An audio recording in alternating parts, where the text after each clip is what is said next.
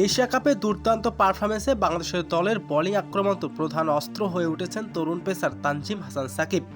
হংকংয়ের বিপক্ষে তার আগুনঝোড়ো বোলিং একাই ম্যাচের মোড় ঘুরিয়ে দেন এই ডানহাতি পেসার।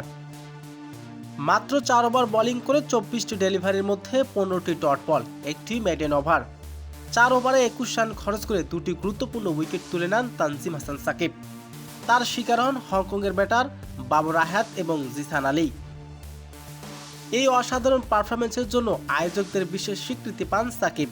ম্যাচ সেরা বোলার ছাড়াও তাকে দেওয়া হয় game changer of the match পুরস্কার। হাতে তোলা হয় 4,23,000 টাকার চেক। ম্যাচ শেষে তানজিম হাসান সাকিব বলেন, আমি শুধু নিজের দায়িত্ব ঠিকভাবে পালন করার চেষ্টা করেছি। দলের জয়ের অবদান রাখতে পেরে আমাকে খুব ভালো লাগছে। এটা আমার জন্য অনুপ্রেরণা হয়ে থাকবে।